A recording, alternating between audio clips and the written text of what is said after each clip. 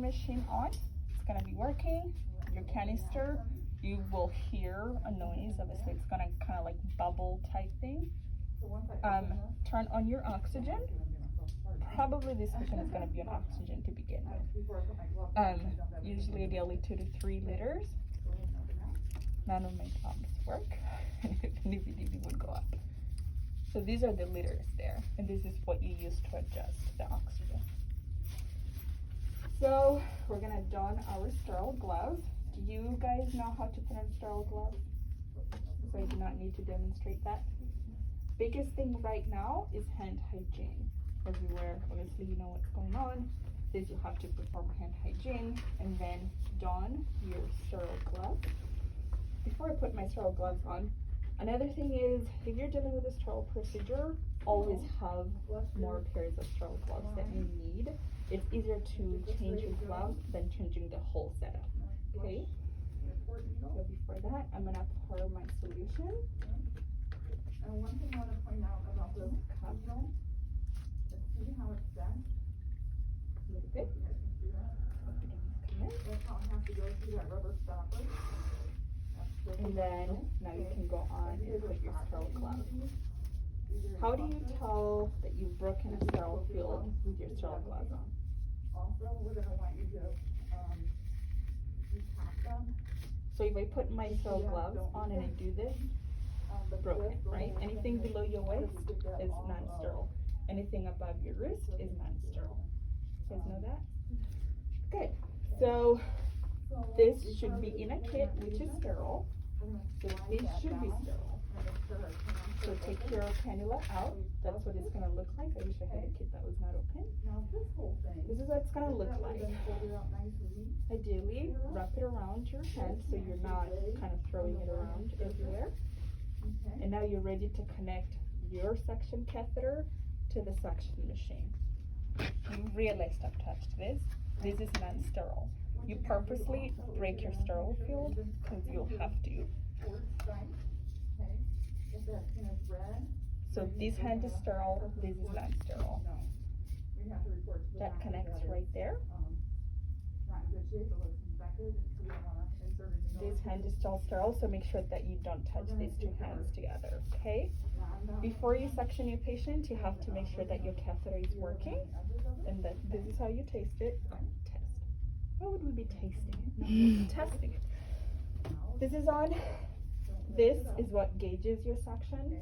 If you hold it down, it suctions. If you let it go, it doesn't suction, okay? So to make sure that this is working, occlude that part, and you will see the fluid or the normal saline or sterile water kind of run through. That's how you will know that your suction catheter is working. Okay, so now we are ready to suction our patient. Before you suction, what type of assessments do you think you will do on this patient? Infection, drainage, redness, swelling. Yeah, we'll know that Patency. after we suction when we look at the drainage, but prior to suctioning them.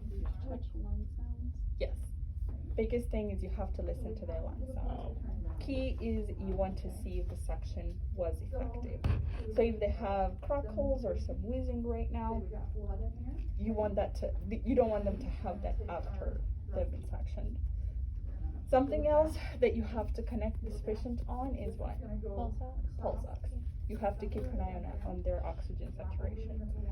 Suctioning is very aggravating. This patient is going to be coughing, so just keep an eye on their oxygen level. Something else, you don't want to do more than 3 passes of suctioning unless it's extremely necessary. Typically, it's the patient will let you know if they cannot handle it anymore because they'll be coughing a lot. They'll probably start turning blue. Hope not. No, that's not. No. So you've listened to their lung sounds. They have a pulse ox attached. Let's say their oxygen saturation is at 95. Good. So we're ready to suction them. And Another thing. You would do that. You would listen to lung sounds and put the pulse ox on before you started any of Yeah. that. So you've done your assessment. You make sure it's your doctor's order. You make sure you have the right patient. You've done your hand hygiene. Everything protocol that you guys should know up to this point, right? anything that you do, you have to introduce yourself to your patient. Once you have that, before you want to also hyperoxygenate your patient, because you're going to be taking away their source of oxygen, and you're also going to be really aggravating their respiratory system. So one way to hyperoxygenate your patient is to have them take deep breaths. You can have them take up to 3 deep breaths. If your patient is vented, which is what we'll be doing next semester, you have ventilator settings that can hyperoxygenate that patient. Another thing that you can do is to use your ambu bag, which will be connected to the oxygen. So biggest thing that you can do is you move the mist collar or tent, whatever you call it. Connect the ambu bag. And then as they take a deep breath, you deflate it. That just increases their inspiratory volume. Do it about 2-3 times and then you're ready to go. Okay? So you've realized I've been touching everything with this hand. This hand has remained sterile. So right now we are ready to suction our patient. Let your patient know that you're going to be suctioning them. The head of the bed should be up. Now this is not working, but it should be.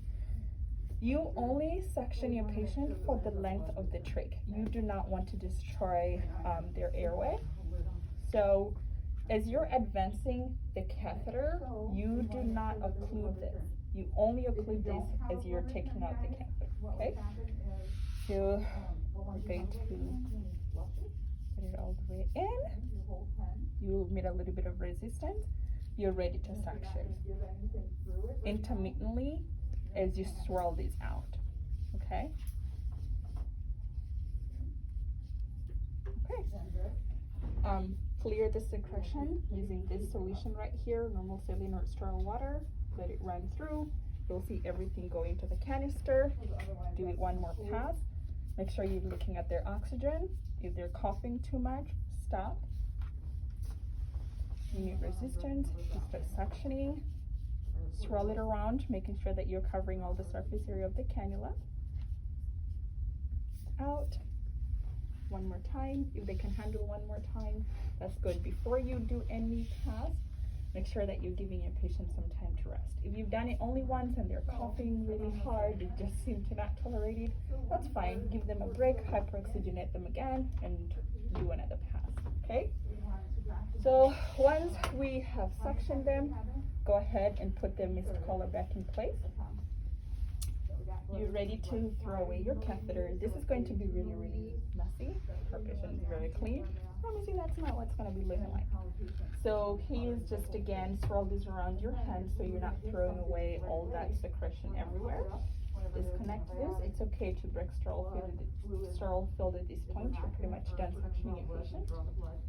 Put the canister and the tubing back in place, or the tubing back in place. You can turn the suction machine off. This, you wrap it around this sterile glove or it goes sterile, and then discard of it, okay? What do we need to check after we're done suctioning our patient? Okay. Good. How they tolerated it? Probably the color and quality of their secretions and So all the patient's oxygen before and after. yeah. So we'll need to check all the characteristics of that drainage that they had. The color, the consistency. If it has a foul smell, you'll probably smell it, sign of an infection. Those are some things that you'll be reporting to the doctor. If it's bloody, I sectioned a patient once who was having esophageal varices and it was just blood. Like, that's not normal. I don't think they ever needed. But you have to check all those characteristics of that drainage and notify the physician. You also listen to the lung sounds to see if it was effective. At this point, hopefully they do not have any crack holes. If they continue to crack hole, that's another thing that you have to be reporting to the physician. You check the oxygen saturation. That's also going to tell you how that patient tolerated the suction. Good? So the mist collar is back in place. You clear of your space and good to go.